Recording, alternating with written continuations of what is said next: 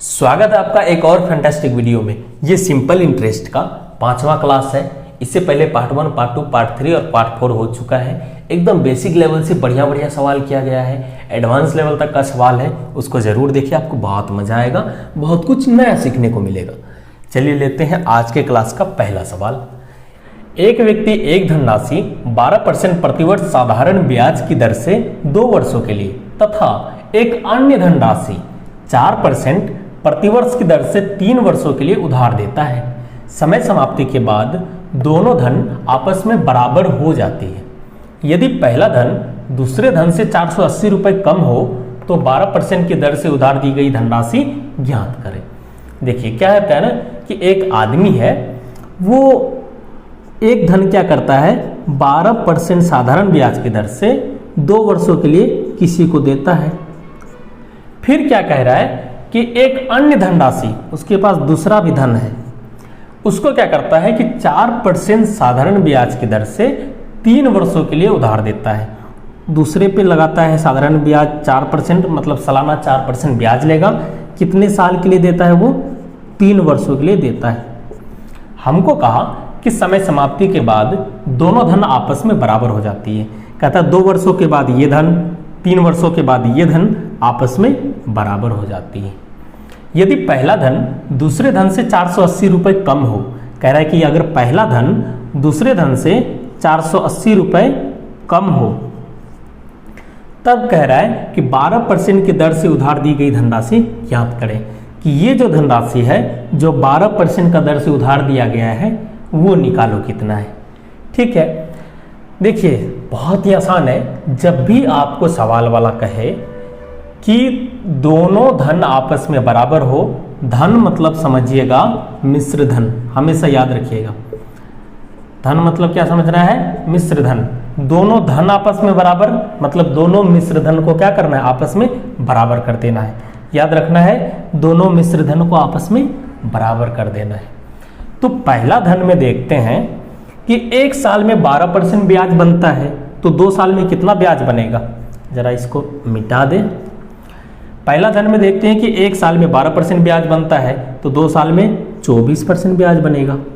दूसरे धन में 1 साल में 4% ब्याज बनता है, तो 3 साल में कितना ब्याज बनेगा? 4 × 12% ब्याज बनेगा।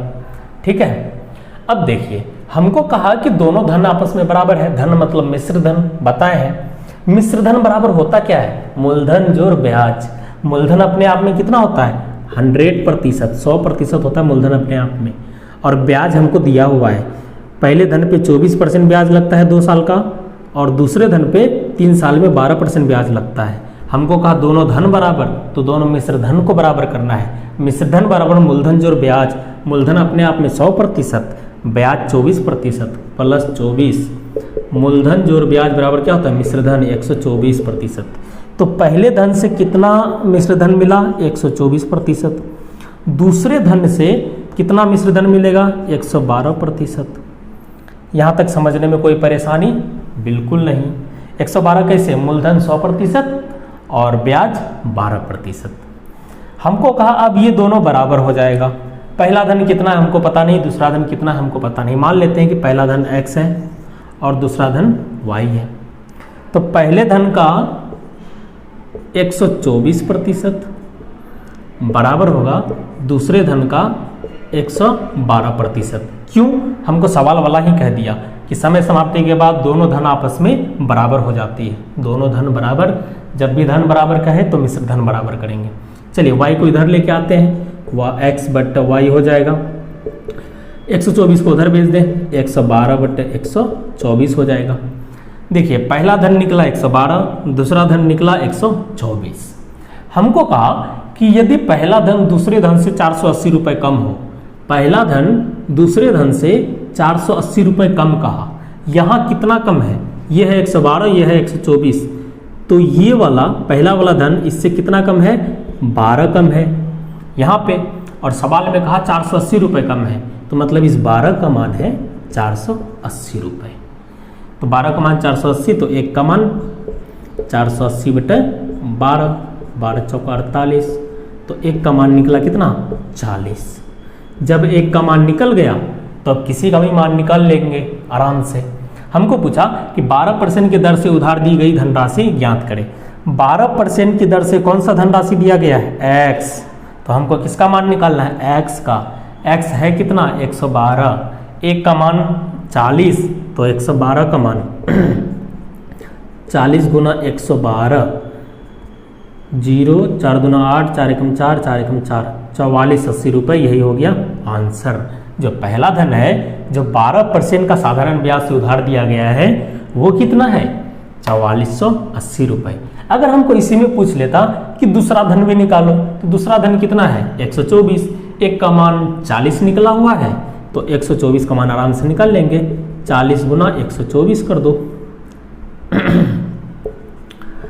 0 4 चौका 16, 4 दूना 8 1 9, 4 एकम 4, 4960 रुपये। दूसरा धन 4960 रुपये ये है, जो 4% ब्याज दर से दिया गया है। ठीक है, चलिए यहाँ तक समझ में आया?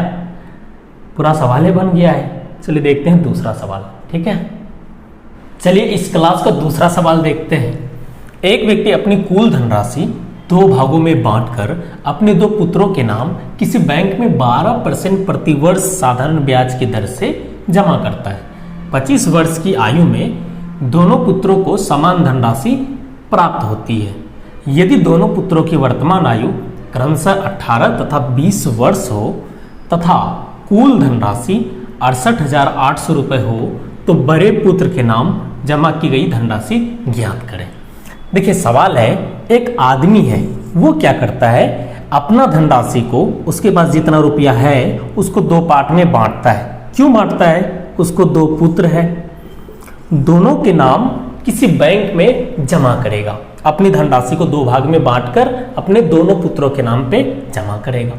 जिस बैंक में जमा कर रहा है वो बैंक वाला सालाना 12% ब्याज देगा, जितना भी धन जमा किया जाएगा। दोनों पे, इस पे भी 12%, इस पे भी 12%। ठीक है, कहा ना कि 12% प्रतिवर्ष साधारण ब्याज की दर से जमा करता है। 25 वर्ष की आयु में दोनों पुत्रों को समान धनराशि प्राप्त होती है। कह रहा है कि जब दोनों पुत्र उसका 25 वर्ष का हो जाएगा, तब दोनों को समान धनराशि प्राप्त होगा। कब? जब 25 वर्ष का हो जाएगा। आगे कह रहा है, यदि दोनों पुत्रों की वर्तमान आयु क्रमशः 18 तथा 20 वर्ष हो। कह रहा है कि दोनों पुत्र का जो वर्तमान आयु है, एक का उम्र है 18 वर्ष, एक का उम्र है 20 वर्ष।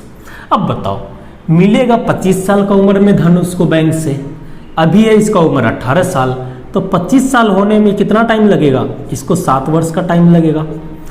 इसको 25 साल तक होने में कितना टाइम लगेगा? 5 वर्ष का टाइम लगेगा। उम्र है 20 साल, 25 साल तक होने में 5 वर्ष का टाइम लगेगा। मतलब इसके नाम से जो रुपया जमा किया जाएगा बैंक में, वो 5 वर्ष तक रहेगा। मान लेते हैं ये बड़ा लड़का है, ये छोटा लड़का है। आप बताओ कि इनमें से बड़ा कौन है, छोटा कौन है?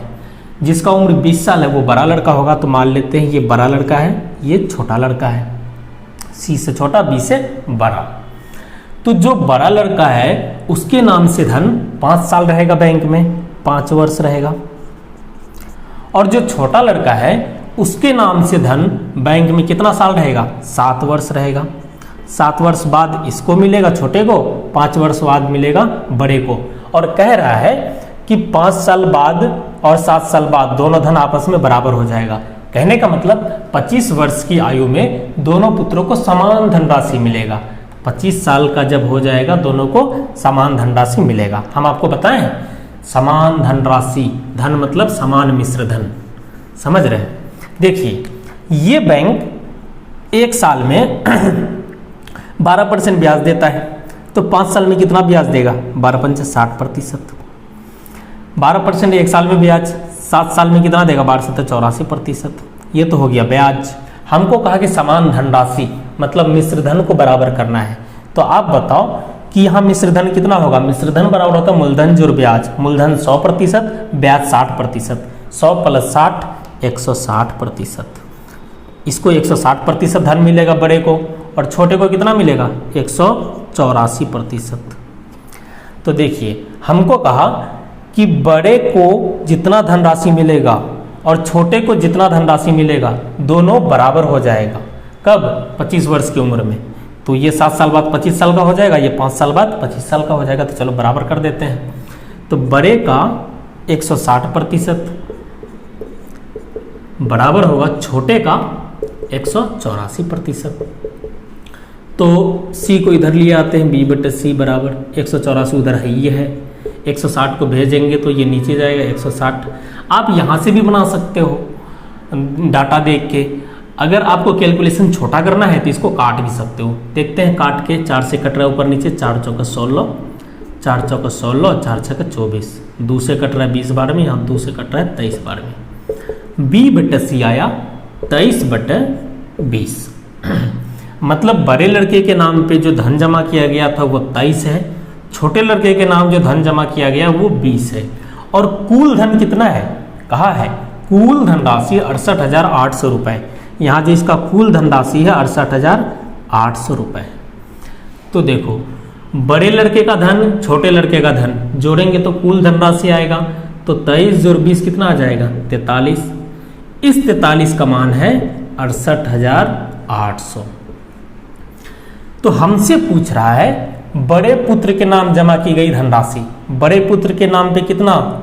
23 किया गया है, तो 23 का मान निकालना है। हमको सवाल वाला 43 का मान दे रखा है, तो 43 का मान इतना, तो 1 का मान पहले निकाल लो। 68800/43।